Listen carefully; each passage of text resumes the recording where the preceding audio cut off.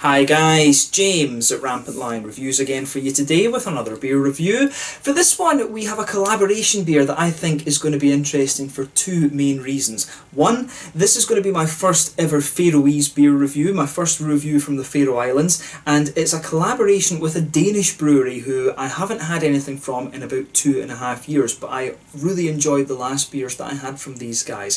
So for this one, as I say, we are going to go to the Faroe Islands for the first time, and we're having a taste of my first beer from Okkara Bryggjarí, and these guys are from Reittausblogi, if I've pronounced that correctly, quite close to Tórshavn, the capital city on the Streymoy Island in the Faroe Islands. This is a collaboration beer with Beer Here, who originally started out as a Gypsy brewery but are now based on Bornholm in the middle of the Baltic Sea. It's called Rynkedyr, which literally translates into English as, like wrinkled animal, or wrinkled animals, I guess you could say, and they're describing this one on the back as an Imperial Stone Porter. So if we translate that into English, basically what they've done with this beer is they've made an Imperial Porter and they've put hot rocks into the brew, and this means that the sugars caramelise in a slightly different way. So this is basically an Imperial Hot Stone Porter coming in at 10.4% ABV.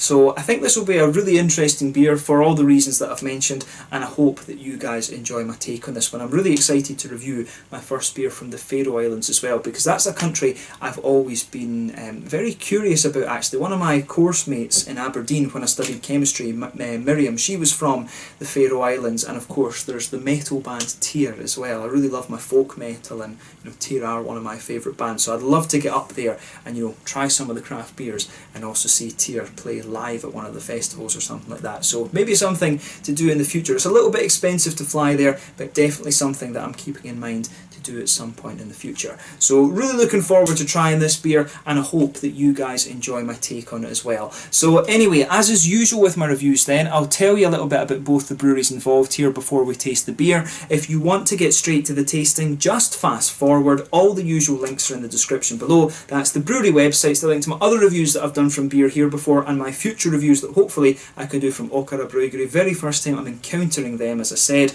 There's all the usual social media down there too. If you want to see more beer reviews, do please consider subscribing to the channel. The whole channel, of course, has a geography-based tagging system, so you can go into the home page and search for beer based on country, city, state, county, prefecture, whatever it is you're interested in. Do check out the playlists of beers from different countries. There is one there for the Danish beers that I've reviewed for you, and I will make one for the Faroese beers and just add to that whenever I get the opportunity, but I think that will be quite seldom. But hopefully, as I say, more Faroese reviews for you on the channel at some point. And as always, please do get in touch and let me know some of the other beers and breweries that you guys would like to see me review. It's always great to hear from you guys that are watching the videos, and the support that you show the channel is hugely appreciated. And if you are watching from the Faroe Islands, please do give me some other brewery recommendations. I know there's like 4 or 5 little microbreweries up on the Faroe Islands now, so it'd be great to hear from you guys a little bit more about them, and have some beer recommendations and stuff like that. And hopefully I can find them in Copenhagen. As I say, I do hope to visit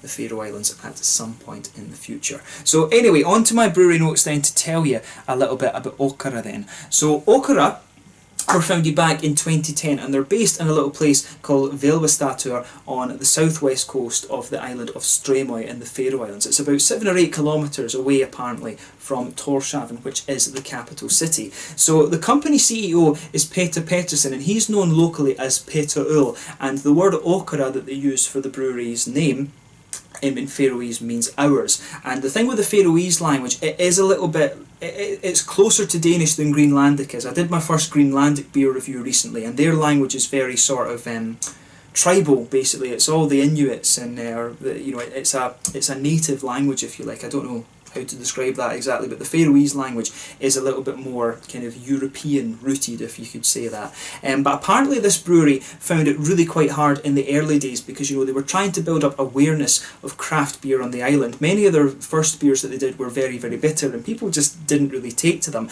But they got to the point where they genuinely considered closing the business down in 2016. However, after that they put in a 3-year plan, and over the last few years they've gained a bit of momentum and gained the trust of with the islanders, and they've gone from strength to strength. And one of the main ways that they did this was by collaborating with different festivals around the island and producing speciality beers, for example for the Gay Pride March and things like that in Tórshavn, and that's really helped kind of raise awareness of craft beer in the Faroe Islands apparently. But the current head brewer at the brewery is Bjarne Olsen, and he previously worked for Tejn Bryghus in Denmark.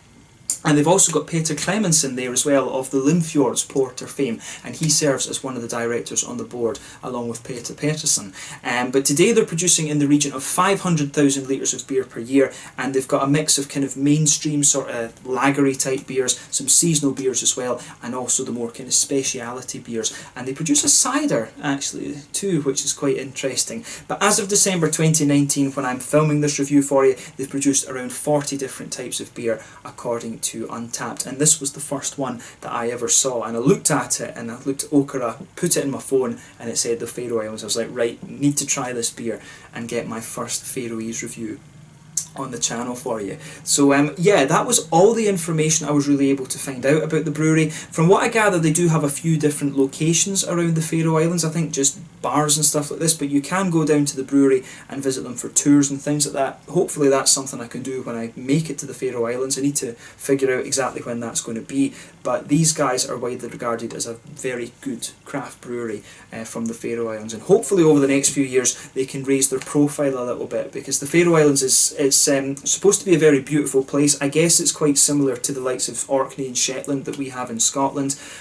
So yeah, definitely a cool place to go. If you get the chance to go to the Faroe Islands, do it. The Faroese people I've encountered tend to be very, very nice actually. So it's a bit of an unknown culture, and you know, bands like Tyr and stuff help raise awareness of the language and things like that. I think there's only about 65,000 people or something close to that on the Faroe Islands too. But definitely cool to review my first Faroese beer for you here, and as I say, I hope you guys will enjoy my take on it. But that's all you really need to know about Okkara Bryggjarí for the moment. If you want to learn more, of course, you can check out the brewery website in the description below. It is in Faroese, I will say that, and Google Chrome doesn't seem to have a translation of Faroese yet, but you can check out the Facebook and Instagram to keep up to date with all the latest goings on. Those seem to be available in English, and you can also check out the Reittausblogi and Untappd pages as well. So yeah, let's go on to the Danish side of things then. Beer Here, who, as I say, I haven't reviewed anything from in about 2.5 years. So Beer Here started out as a Danish gypsy brewery, and they were founded by Christian Skovdal Andersen back in 2008.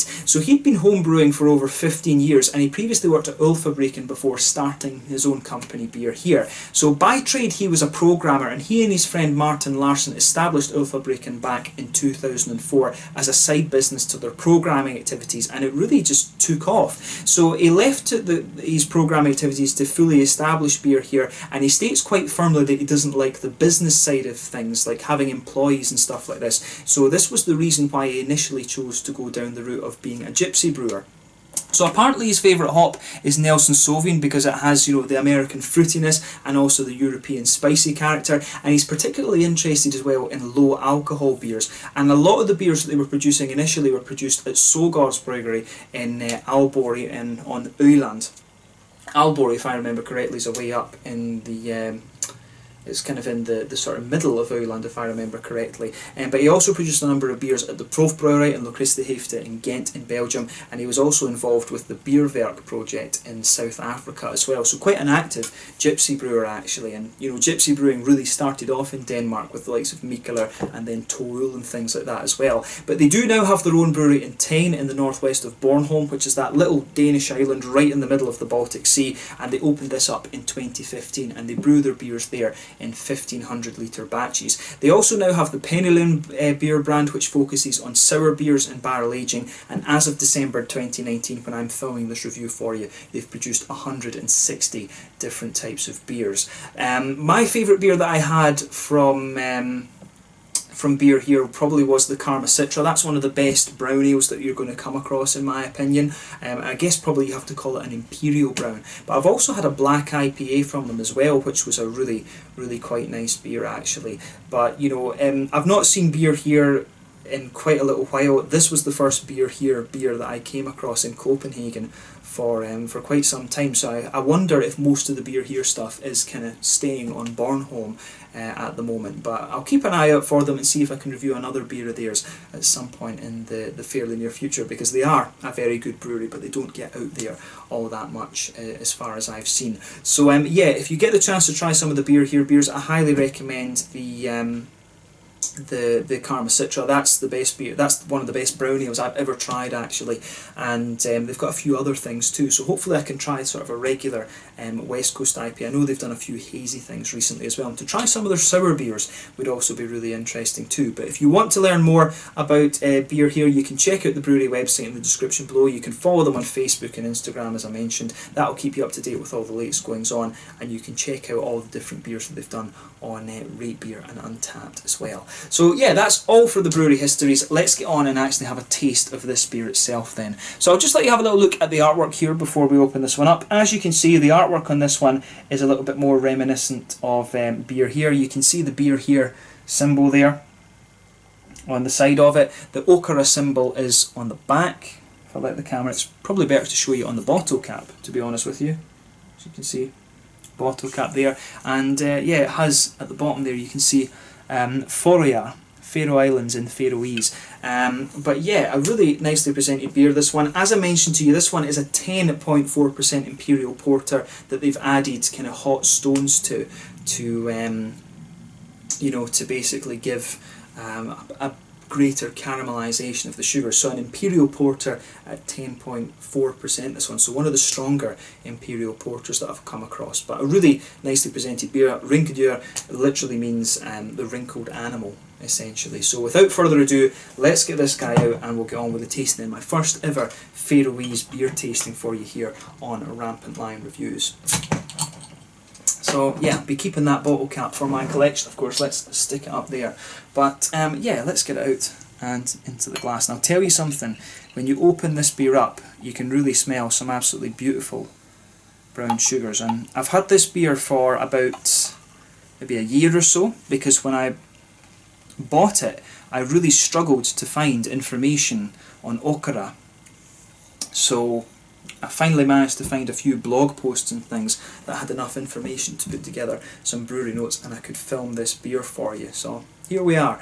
But yeah, as you can see, and as you would expect from an Imperial Porter, this one's poured a lovely dark ebony rosewood colour. If I hold this up to the light, it's you know, there's not even a Coca-Cola coloured edge to this one. This beer is black as night. You can see there's a solid, what is that? Is that a half or is it 2/3? Somewhere between the two, a half, 2/3 finger of a frothy, I would say medium tan head on this one. One or two big bubbles sticking towards the side of the glass, a few little ones heading up towards the bottom of that head there, but you know, overall it is pretty nice looking, and there's nothing overly surprising about this beer when you consider, or the appearance of this beer, when you consider that it's an Imperial Porter. So yeah, let's take a closer look at that aroma then and just see how we get on.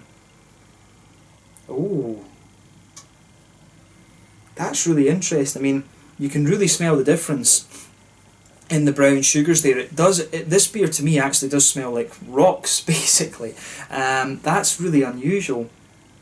I know that there's a brewery in Germany that my friend Daniel, I've spoken about my friend Daniel on the channel a good few times before. He was the one who got me into beer with the likes of Schlenkerland, Spezial and things. My friend that lives in Bamberg. There's a brewery that's close by there called Paxbräu, and they did one of these beers where they added the stones into it. And he always used to really rave about this. So if I can get another bottle of this for my friend Daniel, I think this is a beer that he would really quite enjoy. But he always talked about and raved about this beer from Paxbräu that had the stones in it that caramelised the sugars and things. But this is really an unusual aroma out of this one. So it definitely comes across as quite sort of stony.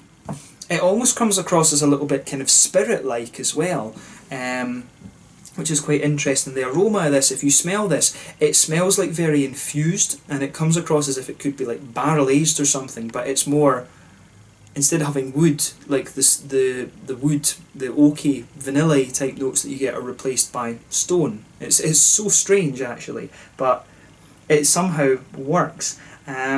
So definitely some nice, quite sort of high density brown sugary notes coming out of this beer. They're not sweet, they come across as quite dark and very caramelised, if you could say that, as you would expect. But if you consider this in the same light as a barrel aged beer, it's almost like the woody, oaky, vanilla notes are replaced by stones and things like that. It's really interesting. So yeah, the brown sugars, it's almost a little bit like, I don't know, is it right to say it's a little bit starchy almost? The beer, it smells a little bit like starchy in some ways. It's a really unusual aroma, this. This is definitely one of the most curious aromas I've come across in a craft beer before. But you can smell, there's a sort of like dusty chocolate in there. You can smell the really highly caramelised brown sugars, the sort of stony elements in there.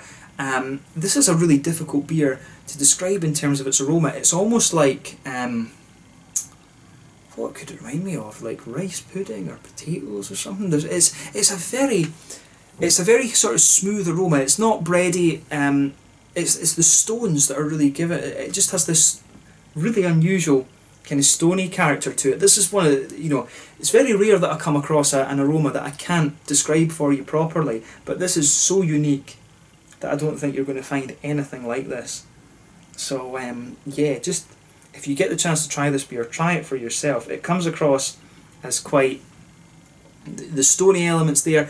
Perhaps the more you smell of it, you'll get a little bit of a woody quality out of it. Some chocolate in there. I'd say it's quite a sweet chocolate, to be honest with you, more of a kind of milky chocolate.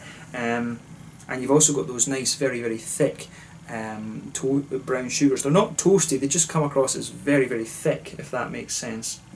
On the hoppy side of things, there is a wee touch of earthiness there, some grassiness as well.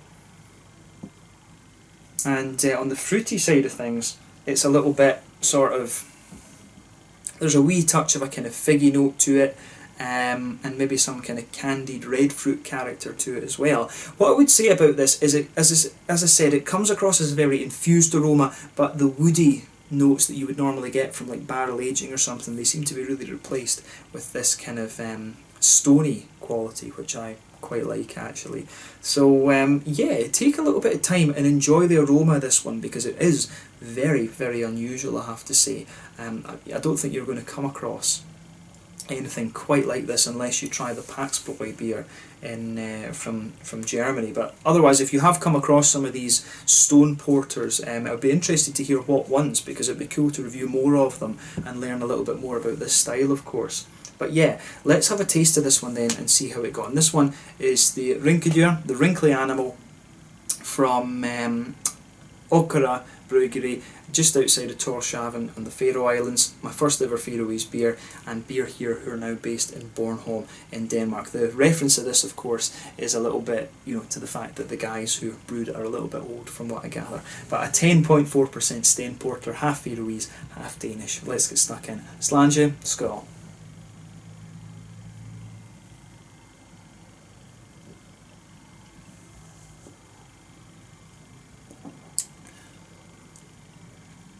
Oh, that's really very different actually. It's a lot more kind of roasty and toasty than I was thinking it was. I mean, as a porter, it's definitely one of the, it's a little bit like it's not, I don't know if it's quite strong enough to be a robust porter, but it's quite, the first impression of this beer is that it's quite dry actually. That's an interesting thing. This is one of these beers where it's all about the aftertaste for me. This is really interesting.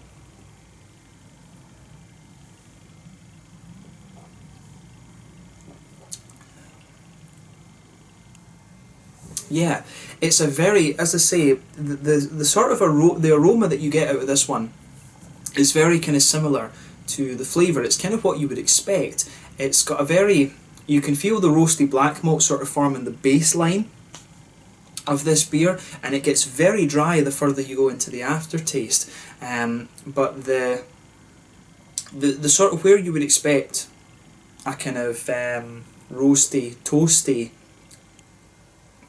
or well, where you would expect it to be a bit smoother and more woody, it really comes across as quite stony, and I think that's sort of aiding the dryness in this beer a little bit. It's a very sort of smooth, it's a smooth kind of flavour. It's difficult to describe and compare it to something else actually, because in the aroma it came across as almost a little bit starchy and potatoey, but in the flavour I think it really adds to the kind of dryness that the beer has.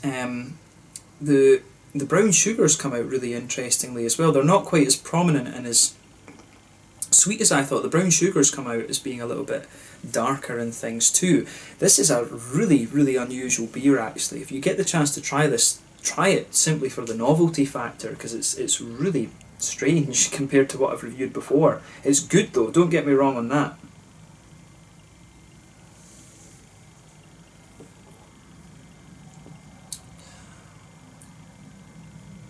Yeah, if you go further forward on the palate, you start to get those kind of stony flavours. They start to become a little bit kind of sweeter and things. If you go to the very centre of your palate, you get a little bit of the kind of chocolatey note out of this one. And you also get some of the brown sugar in the very centre of your palate. You get this little bit of a kind of brown sugary note, and it comes across as quite toasty. The thing with a porter, of course, is that you, compared to a stout at least, it's not quite as thick, and it's done with a lager, an almost lager-like yeast usually, but I think it ferments at a slightly higher temperature, so it's an ale yeast rather than a lager yeast from what I understand. But this beer, in a lot of ways, there's something that tells me that this might have benefited as being an imperial stout rather than a porter, and that's not to say that it's not a good beer, but with a little bit of a thicker malty character. I do wonder if the infused flavours you get out of this might come out a little bit better, but as it stands, as I say, it's a really interesting and very curious beer. The way the brown sugars come out in the centre of your palate is quite dark and quite toasted, and then you get more of the chocolate note, and then the black malt really starts to take over. This beer has a really dry aftertaste, and it's that black malt, some of the dry brown sugars, and the kind of stony character that really linger into the aftertaste with this one.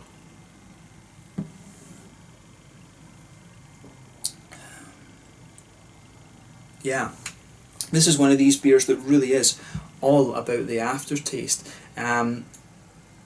It's complex in the same way that a barrel-aged beer is complex, but it's just the stone flavours replace the woody flavours, as I've repeated a few times with this one.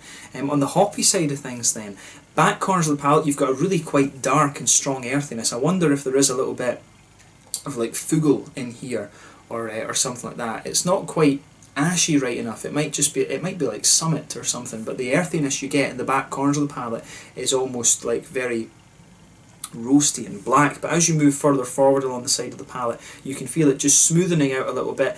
As you reach the front corners of the tongue, it's a little bit more, there's a little touch of a floral quality there, but the earthiness does spread quite far forward, and then round the very front curve of the palate, it's just that little bit lighter and grassy, and behind the front curve of the tongue, you get a little touch of that kind of oily bubble where those fruity, juicy esters start to push their way out of the beer. But for me, the fruitiness really isn't that prominent in this beer.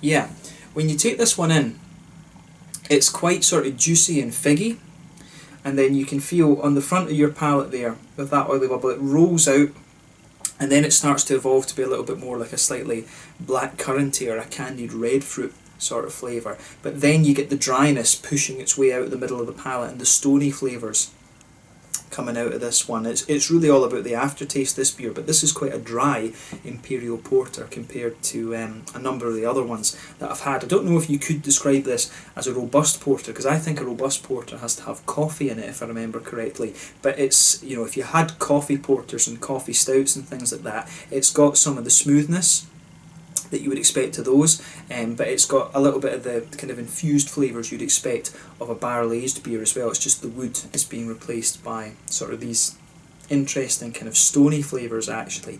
So the brown sugar not quite as prominent in this one. I would say generally this is a really, really interesting beer. My only curiosity with it is whether it would have benefited as being from having been an imperial stout rather than an imperial porter, and just, you know, with a slightly thicker mouthfeel actually. But as it stands, you know, a really interesting beer, and cool to encounter Okkara for the first time, and definitely interesting to return to beer here after about 2.5 years. So it gets a thumbs up from me, and you know, try this beer for the novelty factor, because it will make you think a little bit about what you know when it comes to your beers. But in terms of the mouthfeel then, I would say that this beer is quite... It's quite a light-bodied beer. It's at the bottom end of mid-bodied perhaps, top end of light-bodied, bottom end of mid-bodied. Yeah, I think that's fair. Carbonation in this beer is pretty smooth. The mouthfeel overall, it's interesting because it's quite dry the further you go into the aftertaste. There's a bit of crispness in there. When it's a porter, you do expect it to be a bit light in its mouthfeel, but at the same time it comes across as quite clean. And I mean, when you're in the Faroe Islands, you're going to get pretty damn pure water, aren't you? And it's mountains and things. The brewery, incidentally, when you look at Okkara Brewery, it looks very much like some of these whisky distilleries that we have back home in Scotland. The setting is pretty much the same. It could be in one of the islands or in the Highlands or something when you look at the pictures. So it's got a very clean sort of feel to it, this beer. The malt base, like I say, it's quite interesting. It feels... The malt base comes across as very light in this beer because of the stone infused flavours, but you do get a good bit of dryness out of it the further you go into the aftertaste. On the hoppy side of things, this is actually quite a high bitterness beer. I wouldn't be surprised if this is up like around the sort of 70, 80 IBU mark. You've got a hell of a lot of earthiness to this one in the back of the palate, and also some of the black malts will be giving you a little bit of bitterness as well.